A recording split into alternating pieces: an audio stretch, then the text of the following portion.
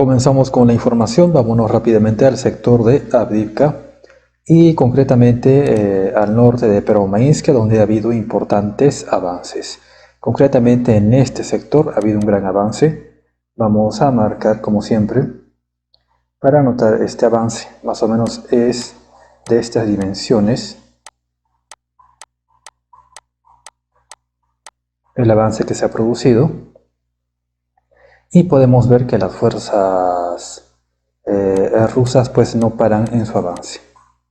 Entonces este es el avance que más o menos se ha tenido las fuerzas rusas y vemos aquí ya en los campos abiertos cómo están proyectándose.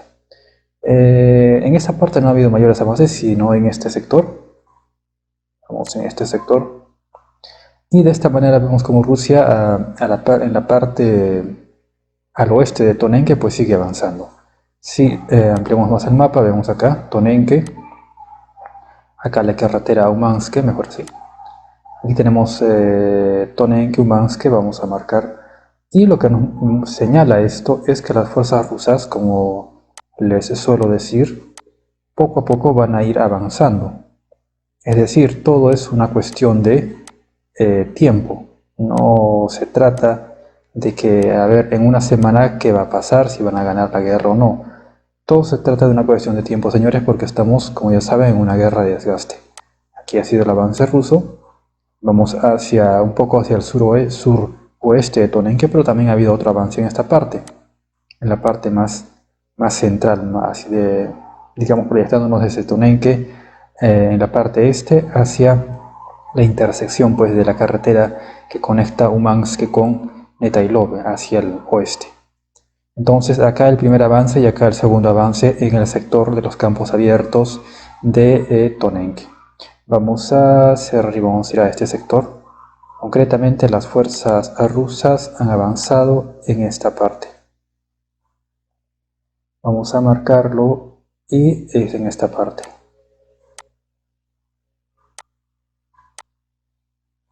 Entonces, este es el avance ruso en esta parte y también el avance en los campos abiertos. Otra vez vean lo cerca que están a esta carretera que hacia el norte nos lleva hacia Umansk y hacia el sur nos lleva hacia Netailove. Vean, señores, este es el sector. Recuerden que en días anteriores estaban todavía por acá. Esto estaba en manos ucranianas y también esta parte. Ahora vean el avance. Vean lo poco que les falta a las fuerzas rusas para alcanzar esta carretera que está entre Umansk y Netailove. Esta carretera en concreto.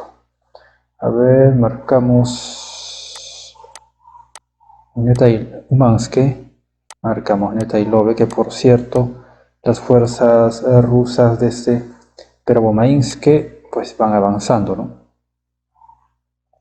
Aquí vemos que las fuerzas rusas se están proyectando de esta manera acá por los campos abiertos. También en esta parte ya vean cómo se están proyectando, no solo aquí, y también vean en esta parte.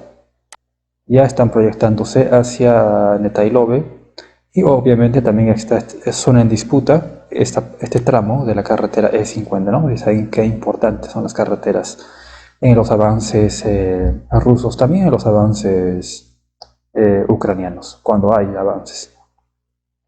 Bueno, así está la situación desde Tonenke. La situación para las fuerzas ucranianas ya desde Tonenke es bastante grave. Pero vean así, o sea, vean en cuestión de más o menos una semana se ha avanzado un gran tramo. Y lo más probable es que para la siguiente semana pues Umansk y Netailove pues estén ya bajo asedio o hayan caído prácticamente. Veremos qué ocurre en el transcurso de las horas y los días. Vámonos ahora un poco más al norte, al sector de Orlivka, donde, como ya saben, las fuerzas rusas por la carretera O0542 han avanzado hacia Semenivka. Concretamente están luchando por tomar la parte central de Semenivka. Aquí tienen la carretera O0542 y desde la parte oeste pues han logrado cruzar este puente sobre el río, ¿no? En la zona de los estanques. Pero la parte norte de Semenivka no está tomada. La O0542 todavía está libre en este sector, aunque desde el sector de Verdichi, como saben, ya ha sido completamente tomada la carretera O0542. Berdych ha terminado de caer por completo. Vean, el día de ayer esta parte todavía estaba en zona en disputa, ahora está completamente controlada por las fuerzas rusas y ha habido un avance al norte de Berdych. Vamos a marcar para que se pueda ver. Concretamente ha sido este sector lo que las fuerzas ucranianas, las fuerzas rusas han logrado tomar. Este sector. Entonces vemos así como las fuerzas rusas pues acá vean cómo se están proyectando por los campos abiertos. Entonces vemos que no solo existe un avance en la zona de Tonenque, sino también ahora en la zona de Berdych, que donde han completado la toma de Berdych y siguen proyectándose obviamente por los campos abiertos. Vemos que el progreso ruso es continuo, no se trata de avanzar rápidamente, sino es poco a poco, porque como saben estamos en la guerra de desgaste. Y veremos también cómo se resuelve la situación en Semenivka.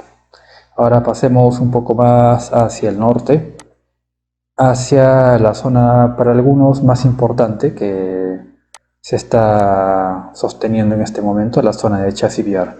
Vámonos primero al sector de Ivanisk. Como ya saben, este tramo de la carretera, T-0504 ha sido tomada por las fuerzas rusas. Rusia el día de ayer avanzó por este sector y tiene la posibilidad de avanzar por los campos abiertos o girar con dirección sur sobre el flanco norte de la carretera T-0504. Veremos qué pasa, pero todavía no hay mayores avances en este sector. Se ha tomado todo este sector de los bosques, vean, este es el sector de los bosques. También yendo más al norte, los campos abiertos. Aquí había un cierto estancamiento en la parte del distrito de los edificios en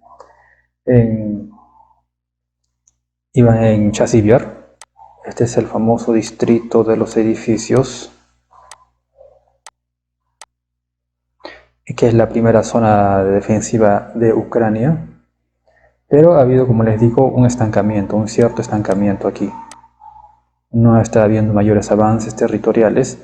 Están a las puertas, sí, que está en zona en disputa, pero nada más. Más bien en los flancos, vean cómo sigue por la zona de los bosques intentando penetrar por aquí. También acá en la zona de los flancos pues siguen presionando las fuerzas rusas. Y obviamente la intención es intentar hacer esto, ¿no? Más o menos esa es la idea. Avanzando pues por la zona de férrea en este sector, o intentando pues cruzar el canal de agua, ¿no? Para finalmente, digamos, poder hacer esto. Esto sería el ideal de flanquear nuevamente la maniobra clásica rusa de maniobrar, rodear para destruir.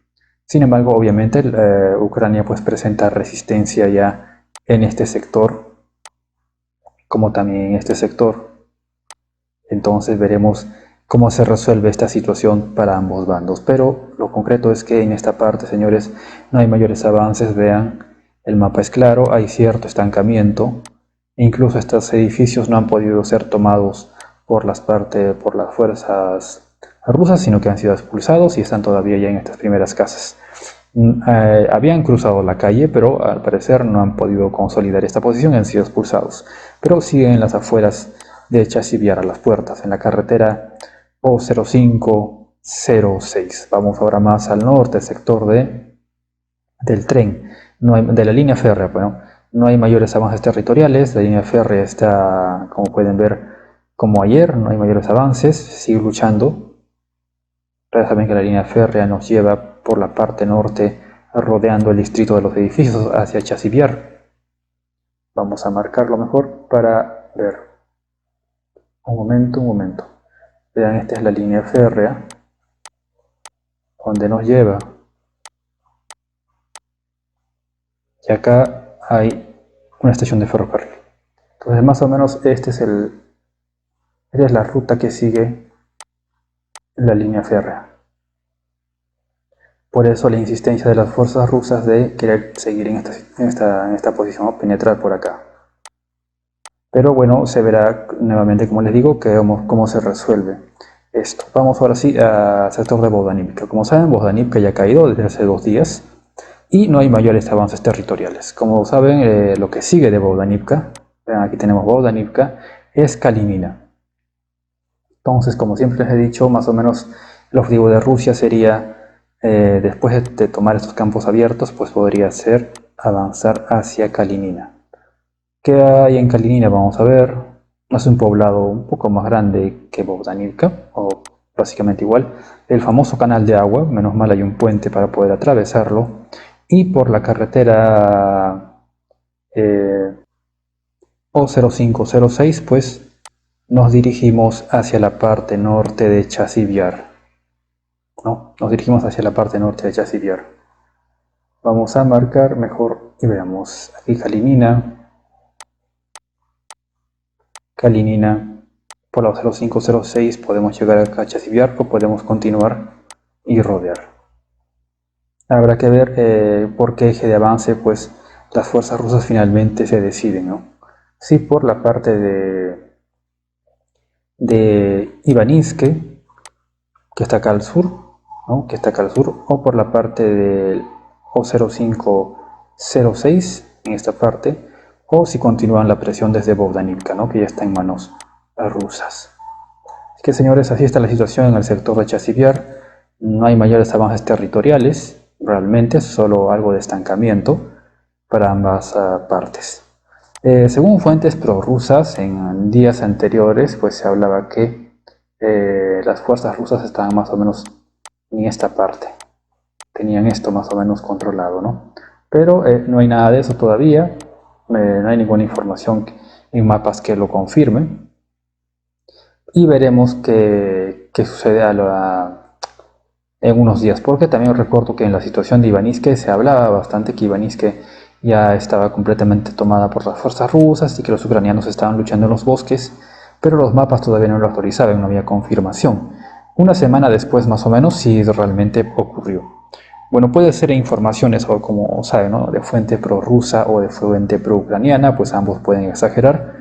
Pero la cosa que Ivaninske terminó cayendo, porque a ver, si seguimos la tendencia de la guerra, pues es obvio que eso va a pasar. O sea, cuando los rusos presionan por una localidad, si continúan haciéndolo, en el tiempo termina cayendo, porque estamos en la lógica del desgaste simplemente. Así que ahora vámonos un poco más al norte, a la zona de Terni, donde los rusos han retrocedido. Las fuerzas ucranianas han logrado consolidar su posición en Terni. Las fuerzas rusas no han tenido más remedio que retroceder frente a la presión. Es decir, no es un retroceso gigantesco tampoco, pero vamos, ya es un retroceso a diferencia de otros sectores. Veremos cuánto dura este impulso ucraniano y si las fuerzas rusas en el futuro pueden responder esto nuevamente impulsándose hacia Terni. Se verá qué ocurre en los siguientes días. Vámonos ahora rápidamente hacia el sector de Krasnogorivka, porque en Krasnogorivka, como ya saben, ha habido un importante avance por parte de las fuerzas rusas, principalmente este sector. Aquí habían bastantes defensas ucranianas, más o menos Ucrania pues tenía acá una zona más o menos sólida, ¿no?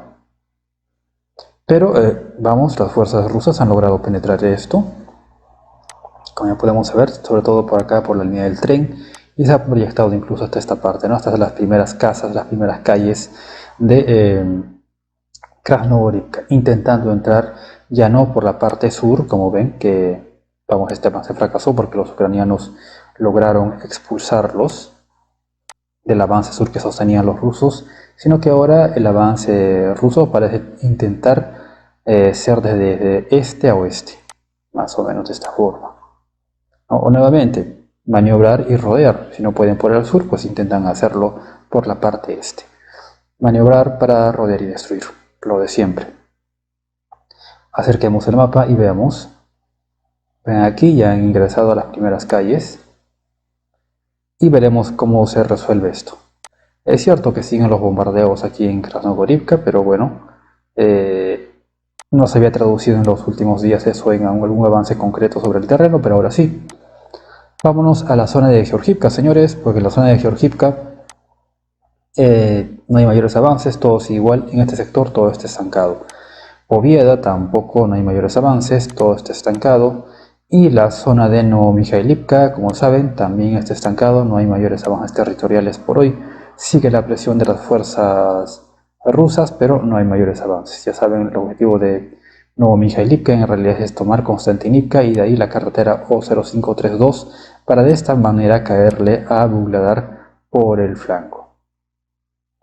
Vamos a un sector de bastante importancia simbólica, aunque no táctica, no operacional, menos estratégica, pero de importancia simbólica, el sector de Robotine, porque se ha visto que las fuerzas rusas están comenzando a infiltrar blindados por este sector y la respuesta de las fuerzas ucranianas pues ha sido con drones, ¿no? Hay imágenes pues de drones que están golpeando a blindados rusos.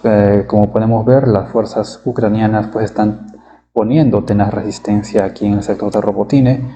Debemos recordar que en días anteriores, bueno, en semanas anteriores, las fuerzas ucranianas lo que hicieron fue lanzar una ofensiva hacia el sur de Robotine que hizo que las fuerzas rusas retrocedieran, se tuvieran que retirar al sur, a las afueras de Robotine, pero sin embargo las fuerzas rusas, después de unos días, agotada la iniciativa ucraniana, pues volvieron a recuperar sus posiciones, ¿no?